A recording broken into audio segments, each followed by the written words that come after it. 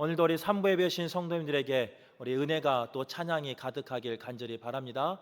특별히 우리 고백 가운데요, 나를 구원하신 그 은혜를 고백할 수 있는 우리 성도들 되시길 바라겠습니다. 오늘 로마서 8장의 말씀은요, 생명의 성령의 법에 대해서 이야기하고 있습니다. 그러면서 두 가지의 삶을 이야기하고 있는데, 육신을 따르는 자의 삶과 영을 따르는 자의 삶이 어떠한 삶인가에 대해서 기록하고 있고, 육신을 따르는 삶은 어떤 결과를 낳는가, 또 영을 따르는 삶은 어떤 결과를 낳는가에 대해서 기록하고 있습니다. 바라기는 오늘 예배한 우리 성도들이요, 25년 한 해 영을 따라 사는 성도 되시길 바라고, 영에 속한 사람 되시길 바라고, 그래서 오늘 말씀처럼 제목처럼 그리스도의 사람 되시길 간절히 바라겠습니다. 특별히 하나님께서는요, 우리에게 복 주시기를 원하신다는 거예요. 그 복을 주시되 어떻게 원하시느냐? 반드시 복 받기를 원하고 계시는 분이 이 세상을 창조하신 여호와 하나님이시다, 성경은 말씀하고 있습니다. 반드시 주신다, 이 말은 우리의 상황이 어떠하든, 우리의 삶이 어떠하든, 우리의 형편이 어떠하든, 나의 모습이 어떠하든 나에게 복을 주신다라는 그런 축복의 말씀입니다. 특별히 하나님께서는 태초에 천지를 창조하시고요, 6일 동안 창조하시고 제일 마지막에 사람을 창조하셨습니다. 그러면서 사람에게, 그 아담과 하와에게 생육하고 번성하라라는 축복의 말씀을 주셨습니다. 생육하고 번성하라, 이 말씀을 거꾸로 다시 한번 우리가 아는 말로 이해하기 쉽게 말하면요, 이 모든 것을 만들었는데 널 위해서 준비했다는 거예요. 너에게 주는, 값없이 주는 선물이라는 거예요. 그 선물을 받고 너는 그것을 다스리고 그것 가운데 생육하고 그것 가운데 번성의 복을 누려라, 이렇게 말씀해 주셨다는 겁니다. 그런데 그 아담과 하와가요, 하나님과 원수되는 삶을 살아버립니다. 그 마귀의 유혹에 넘어가서 결국은 하나님이 하지 말라는 죄를 짓게 되고 하나님을 떠나서 낯을 피해서 숨어버리는 그런 사건이 창세기에 기록되어 있습니다. 그런데 하나님께서는 그런 아담, 얼굴을 피해버리는 그런 하와를 그냥 내버려 두지 않습니다. 반드시 복받기를 원하는 그 하나님의 마음은 그들을 찾아가 주셔서 그들을 용서하여 주시고 그들을 회복해 주셨다는 거예요. 그런데 그들의 삶은요, 그들의 죄악의 씨앗은 거기서 멈추지 않아요. 사랑하는 자녀들에게 그 죄악의 씨앗이 열매 맺기 시작하는데요, 그 아들이 살인하는 죄를 범하게 되고 맙니다. 그럼에도 불구하고 하나님께서는 그 가인을 생명을 지켜주심으로 용서하고 계신다는 거예요. 그러면서 그 생명을 통해서, 그 가정을 통해서, 하나님이 허락하신 그 백성을 통해서 반드시 복을 주시겠다 하는 그 약속을 지키길 원하고 계신다는 거예요. 여기서 끝나면 참 좋을 것 같은데 인류의 죄의 역사는 여기서 끝나지 않습니다. 인간의 욕심은 여기서 끝나지 않습니다. 얼마나 죄가 만연했으면 노아 때가 되면요, 하나님께서 그 세상을 기쁨으로 만족함으로 창조하셨던 그 세상을 물로 심판하기로 작정하셨다는 거예요. 물로 다 쓸어버리시고 하나님의 마음이 아팠어요. 그리고 하나님은 다시는 물로 심판하지 아니하겠다라는 그 약속과 함께 우리에게 무지개를 주셨다는 거예요. 그러면서 그들의 죄를 용서해 주시고 그들과 화해하는 모습이 나타나 있습니다. 그런데도 불구하고 인류는 거기서 회개하지 않아요. 돌이키지 않아요. 잠시 돌이킨 것 같지만 다시는 하나님의 심판 앞에서 우리가 흩어지지 말자 하면서 하나님 앞에 교만한 마음을 갖기 시작합니다. 그래서 어떻게 하느냐? 또 하나님이 심판해서 또 우리가 흩어질까 봐 이제는 바벨탑을 쌓아서 그것을 보며 함께 뭉치자, 흩어지지 말자라는 마음으로 바벨탑을 쌓기 시작했다는 거예요. 하나님께서는 그 죄를요, 그냥 두지 않으십니다. 사랑은 하시지만, 우리가 복 받기를 원하지만, 우리가 정결한 가운데 복을 누리기를 원하는 마음으로 그 바벨탑을 쌓고 있는 그 백성들에게 언어의 혼잡을 통해서 흩어버리십니다. 그리고 나서 쭉쭉 하면 이제 계속 죄가 되고 또 용서하시고 죄가 되고 죄 짓고 용서하고 나오다가 어떻게 되느냐? 하나님께서는 독생자 예수 그리스도를 보내주셔서 그 모든 죄를 단번에 용서하기로 작정하셨다는 거예요. 그래서 영의 사람으로 하나님의 형상을 회복하게 하심으로 하나님이 허락하신 생명과 평강의 복을 누리기를 원하는 마음으로 독생자를 주시고 그 독생자에게 십자가의 길을 걸어가게 하시며 그 십자가를 지고 십자가의 달림으로 돌아가시고 부활하게 하심으로 우리에게 새 생명을 주신 이야기가 바로 성경에 기록된 이야기입니다. 그런데도 불구하고 우리 인류는 어떻게 하느냐? 여전히 그 주님의 은혜를 또 하나님의 은혜를 누리지 못하고 옛 습관, 옛 모습 그것을 가지고 살아갈 때가 있다는 거예요. 그런 우리에게 오늘 본문의 말씀은요, 사도 바울을 통해서 육신을 따르든지 성령을 따르든지 너희가 선택하라 이렇게 권면하고 있는 겁니다. 육신을 따르는 자는 육신의 일을 하는 자고 육신의 생각을 하는 자고 결국은 사망에 이를 것이요, 영을 따르는 자는 영의 일을 생각하는 자고 영의 생각을 하는 자는 생명과 평안이니라 이렇게 축복하고 계신다는 거예요. 오늘 예배한 우리 모든 성도가요, 25년 한 해는 영으로 살아가길 간절히 바라겠습니다. 영으로 예배하는 성도들 되시길 간절히 바라겠습니다. 그래서 말씀으로 약속한 생명의 복을 허락받길 간절히 바라고, 말씀으로 약속한 평안이 우리의 가정 가운데, 직장과 생업 가운데, 우리 자녀 가운데 충만하길 간절히 바라겠습니다. 우리가 이렇게 소망하고 이렇게 바라는데도 불구하고요, 여전히 우리는 육신을 따라가는 삶을 살 수밖에 없어요. 또 육신을 따라가는 자들이 성경에는 있다라고 말씀하고 있다는 거예요. 육신을 따라가는 자는요, 조금 전에 이야기했지만 육신의 일을 생각하는 자고 육신의 일을 생각하는 자는 사망에 이르고요, 구체적으로 오늘 7절 말씀에 보면 육신의 생각에 대해서 기록하고 있습니다. 육신의 생각이 뭐냐? 그 사망에 이르는 육신의 생각이 뭐냐? 하나님과 원수되는 겁니다. 하나님 앞에 죄를 지음으로 하나님을 피하고 하나님과 원수된 삶이 육신의 생각에 속한 삶이라는 거예요. 하나님의 법에 굴복하지 아니하는 것, 순종하지 아니하는 것이 육신의 생각이라는 거예요. 결국 육신을 따르는 자는 하나님을 기쁘시게 할 수 없고, 오늘 읽진 않았지만요, 13절의 말씀에 이렇게 기록되어 있어요. 너희가 육신대로 살면 반드시 죽으리라. 바라기는 오늘 예배하는 성도들 가운데 나의 육신의 생각대로 육신대로 살아가는 성도가 없길 간절히 바랍니다. 반드시 죽는 성도가 아니라 반드시 사는, 반드시 복을 누리는 그런 성도만 있길 간절히 바라겠습니다. 특별히 25년 이제 시작해서요, 두 번째 예배를 드리는데요, 지난주의 말씀에 이어서 보면 지난주에 그 야베스의 축복을 우리가 말씀으로 선포했지 않습니까? 하나님께서 우리에게 복을 주시고 하나님의 권능의 손으로 도와주시고 또 하나님께서 우리에게 환난과 그 모든 고통에서 구원해 주시는 한 해 되기를 원하지 않았습니까? 그 복은 누구에게 임하느냐? 육신의 삶으로 사는 성도에게 임하는 게 아니에요. 육신의 삶으로 사는 그 사람들에게 임하는 게 아니, 바라기는 육신의 삶을 살고 있다면, 아니 이제 돌이키기를 원하지만 어쩔 수 없이 육신의 삶을 살 수밖에 없는 상황이라면 다시 한번 회복되는, 다시 한번 육신의 일을 결단하는, 다시 한번 육신의 생각 가운데서 돌이킬 수 있는 성도 되시길 간절히 바라겠습니다. 두 번째로 오늘 본문의 말씀에 보면요, 반대로 영을 따르는 자들이 있다 이렇게 말씀하고 있어요. 영을 따르는 자들은 무엇이냐? 영의 일을 생각하는 사람입니다. 그들은 생명과 평안을 누리는 복을 누리는데 오늘 14절 말씀에 이렇게 기록하고 있어요. 영으로 인도함을 받은 사람은 하나님의 아들이다 라고 칭함을 받는데요, 그리고 하나님을 아버지라고 부를 수 있는 특권을 허락해 주신대요. 그에게 하나님의 자녀가 되는 은혜를 허락해 주신다는 거예요. 그래서 17절 말씀에 보면 자녀이기에 상속받을 수 있고 그와 함께 영광의 자리에 갈 수 있다라는 복을 허락해 주신 것이 바로 영을 따르는 자의 복이라는 거예요.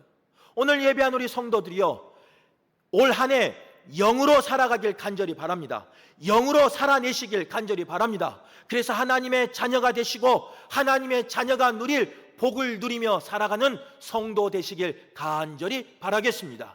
천지를 창조하신 하나님이, 무소부지하신 하나님이, 전지전능하신 하나님이 우리의 삶에 간섭하시고 우리의 삶 가운데 함께 하셔서 부족함이 없고 어둠이 사라지고 차고 넘치는 그런 은혜가 넘치는 25년 한 해 되시길 간절히 바라겠습니다. 그런데 오늘 성경에 보면요, 그런 육에 속한 사람, 또 영에 따르는 사람이 있다는 거예요.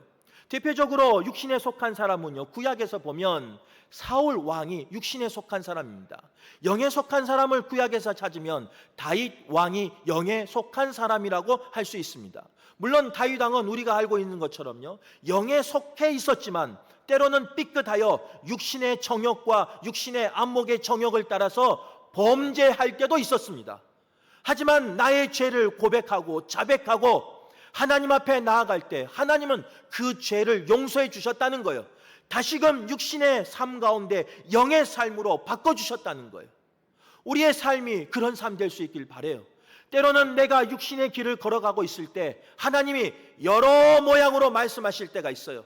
사람을 통해서 말할 때도 있고 말씀을 통해서도 말할 때도 있고 자연을 통해서 나의 삶 속에서 말할 때가 있어요.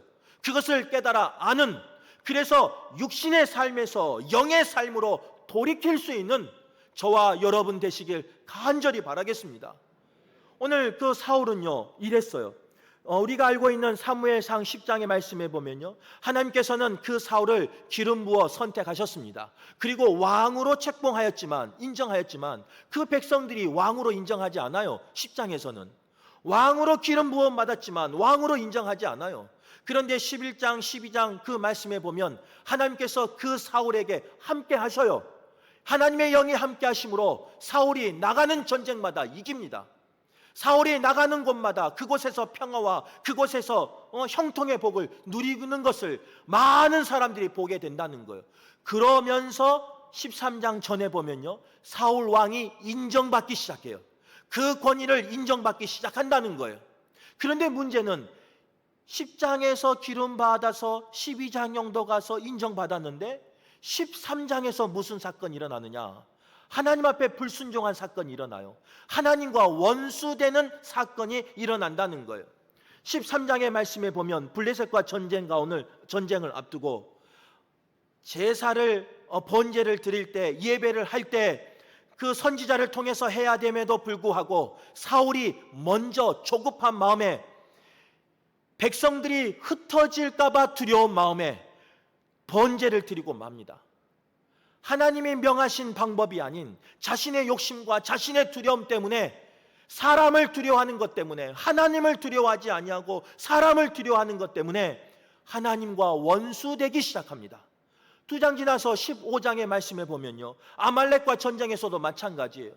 아말렉과 전쟁에서 하나님이 승리를 약속해 주셨어요. 그런데 그 승리할 때 거기에 있는 모든 소유를 남기지 말고 진멸하라 라고 명하였어요.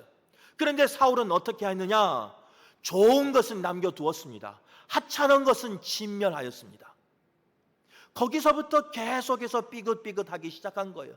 하나님과 대적하기 시작하고 하나님과 원수되기 시작하고 하나님의 말씀에 불순종하기 시작하고, 결국 그는 영의 사람으로 선택받았지만 그의 삶 속에서 하나님과 원수되다 보니까, 죄를 짓다 보니까, 하나님을 떠나 살다 보니까 어떤 삶을 사느냐?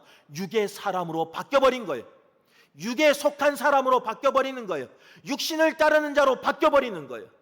하나님을 두려워하는 것보다 백성들이 흩어질까 봐, 백성들의 인기가 없어질까 봐, 그것이 두려워서 결국 그는 육신을 따르는 자가 되고 말았다는 거예요. 육신을 따르는 자가 되고요, 축복의 촛대가 다윗에게 옮겨지기 시작합니다. 그러면서 이 사울의 삶이 바뀌어버려요. 그는 악령에 사로잡힌 자가 되고 맙니다. 블레셋 사람을 크게 두려워하는 사람이 되고 맙니다. 이제는 내 백성만 두려운 게 아니에요. 적군까지도 두려운 거예요. 하나님을 모욕하는 그 이방인까지 두려워하는 사람이 되고 만다는 거예요. 또 백성들이 다윗과 사울을 칭송하는 일이 있었잖아요. 사울은 천천히요, 다윗은 만만이라고 할 때, 1000명을 상대해서 이긴 사람이라고 칭송해도 얼마나 기쁨이 좋아요. 그런데 그 기쁨을 누리지 못해요. 육에 속하니까 그 기쁨을 누리지 못하고, 나는 1000명인데 너는 만만이냐? 여기서 빈정이 상해버려요. 그래서 어떻게 하느냐? 그 일 때문에 사울은 육에 속해서 이제 다윗을 죽이려고 안간힘을 씁니다. 자기가 가지고 있는 힘을 가지고, 자기가 누리는 그 백성들을 가지고 그 군대를 이끌어서 다윗을 죽이는데 혈안을 한다는 거예요. 육에 속해버리니까 눈이 가리워지고 영이 가리워지고 보이는 것이 없고, 결국 하나님과 대적하는, 하나님의 사람을 죽이는 일에 앞장서는 사람이 되고 만다는 거예요.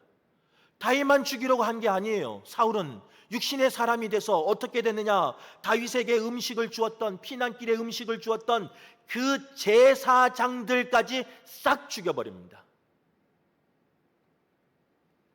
결국 사무엘 상은 어떻게 마감하느냐? 사울과 그 아들 요나단의 죽음으로 사무엘 상이 끝나는 것을 볼 수 있어요. 물론 우리가 언젠가는 주님이 오라 하면 영원한 집에 천국에 갈 수밖에 없는 존재예요. 흙으로 돌아가라 하면 그 말씀에 순종할 수밖에 없는 연약한 존재가 우리예요. 하지만 나의 후손이 나의 죽음을, 나의 삶을 기억할 때 사울처럼 기억해서는 안 된다는 거예요. 바라기는 오늘 우리 예배하는 우리 성도들이요, 육에 속한 사람이 아니라 영에 속한 사람 되시길 바랍니다. 육신을 따르는 자가 아니라 영을 따르는 자 되시길 간절히 바랍니다. 육신의 생각 가운데 있는 자가 아니라 영의 생각 가운데 있는 자 되길 간절히 바라겠습니다. 그래서 우리의 삶 가운데 오늘 말씀처럼 생명과 평안으로 가득한 그런 성도 되시길 간절히 바라겠습니다. 이제 영에 속한 사람은 대표적으로 이제 구약에서 다윗이라 그랬잖아요. 다윗은 어떤 삶을 살았느냐? 그는 부족한 삶이었지만요, 연약한 삶이었지만요, 그의 삶 가운데서는요, 하나님이 영으로 함께 하셔요.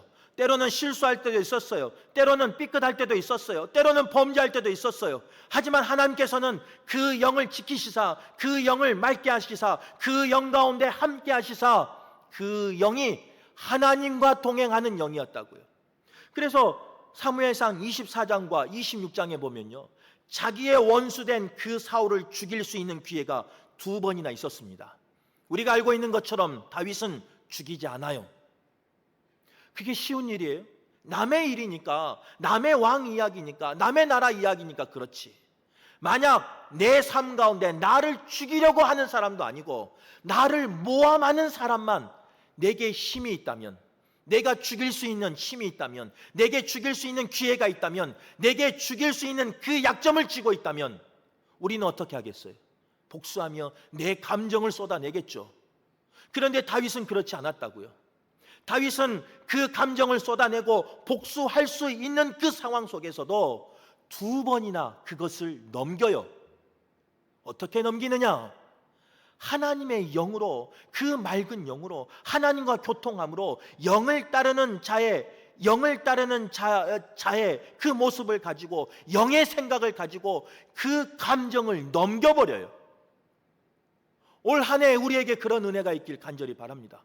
올 한 해 우리가 영으로 살아내어서 내가 복수하고 싶고, 내가 갚고 싶고, 내가 끌어내리고 싶고, 내가 참수하고 싶은 그 모든 상황 속에서 넘겨버릴 수 있는 은혜가, 감정을 쏟아내는 것이 아니라 넘겨버릴 수 있는 은혜가 우리 모두에게 임하길 간절히 바라겠습니다. 오늘 이 말씀은요, 죄송한데 우리 성도들에게 하는 말씀이 아니에요. 매번 마찬가지. 성도들 들으라고 하는 말씀이 아니에요. 첫째는 하나님이 저에게 주신 말씀이에요.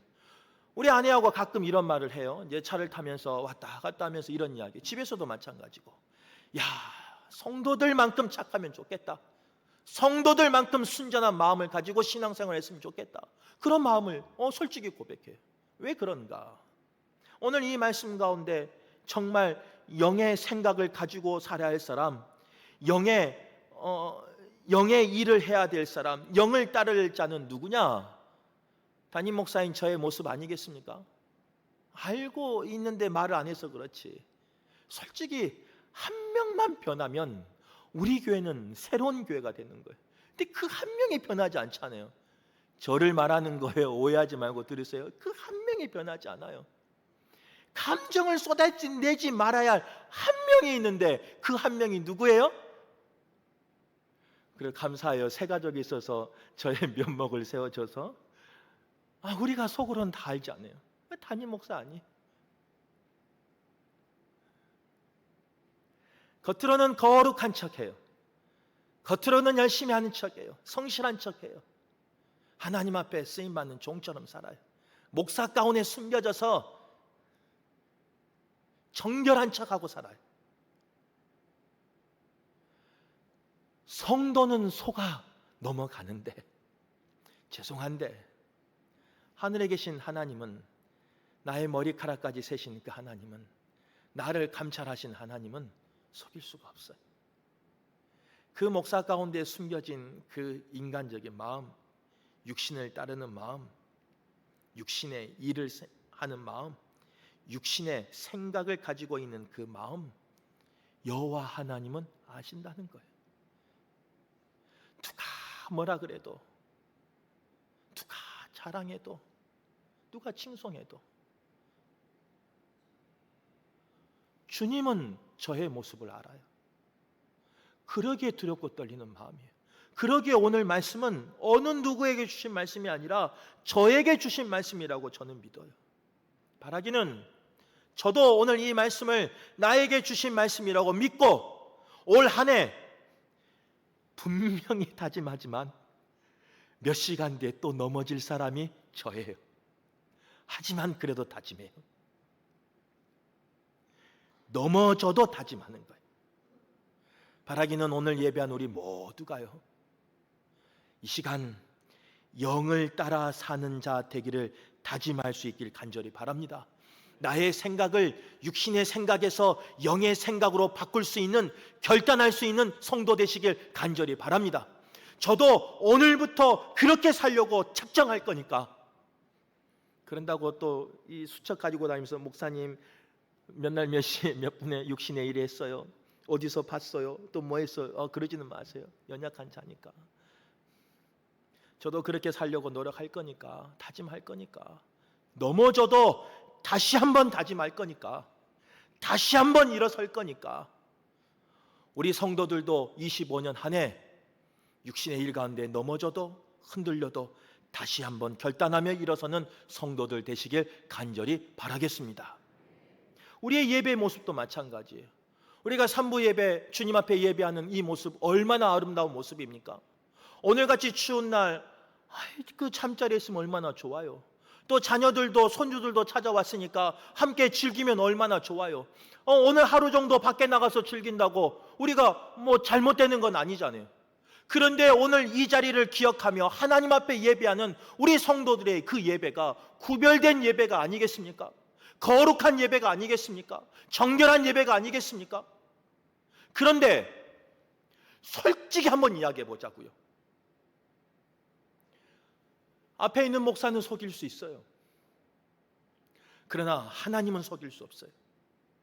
우리가 오늘 드린 예배가 영으로, 진정으로 드린 예배입니까? 오늘 우리가 드리는 그 예배가 사모하며 하나님을 갈망하는 그 예배입니까? 아니면 육신을 따르는 자의 예배입니까? 오늘 우리 드리는 이 찬양이 하나님 앞에 감사함으로, 하나님 앞에 주신 은혜에 감사하는 마음으로 나의 전부를 드리며 나의 믿음을 고백하는 영으로 드리는 찬양입니까? 아니면 그냥 따라 부르는 그런 찬양입니까? 육신으로 그냥 어쩔 수 없이 따라 부르는 그런 육신의 일에 속해 있는 그런 찬양입니까? 우리가 강구하는 기도 제목이 나의 육신의 정욕을 위해서 구하는 육신의 기도입니까? 아니면 하나님이 나에게 사명 주시고 하나님이 나에게 소명 주시고 하나님이 나에게 기도하게 하셔서 영으로 하는 기도 제목입니까? 혹 이 시간 나의 기도와 나의 찬양과 나의 예배가 육신을 따르는 자의 예배였고 찬양이었고 기도였다면 오늘 이 말씀을 통해서 결단할 수 있길 간절히 바랍니다. 돌이킬 수 있길 간절히 바랍니다. 그래서 25년 한 해는 영으로 예배하며 영으로 찬양하며 영으로 기도하는 우리 모두가 되셔서 하나님이 허락하신 생명과 평안 가운데 거하는 성도 되시길 간절히 바라겠습니다. 말씀을 정리할게요.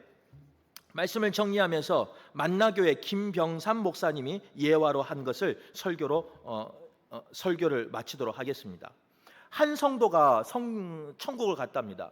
그런데 천국에서 하나님을 만나고요, 크게 실망했대요. 왜 그런가 이제 봤더니 세상에 살면서 교회에서 신앙생활하는데요, 그 성도가 교회에서 그렇게 차별을 받았답니다. 뭔 차별을 받았냐? 목사는 저 높은 곳에 있는데, 우리 교회는 저보다 높은 곳에 계신 분이 좀 계셔서 다행이에요. 근데 자기는 항상 낮은 곳에 있다는 거예요. 목사는 식당을 가도 가장 좋은 것을 대접하는데 자기한테는 밥 한 끼도 안 사더라는 거예요.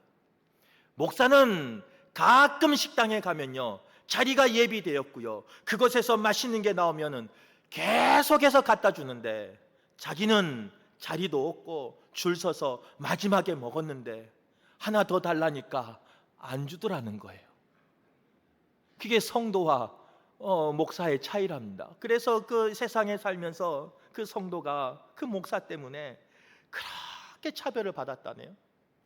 그래서 이제 천국에 가서 소망하고 천국 갔는데, 야, 천국은 슬픔도 없고 아픔도 없고 기쁨만 있는 곳이니까 그런 차별이 없겠지라고 딱 있는데, 성도들이 자기가 왔는데 왔어 하고 하나님이 반겨주시더래요.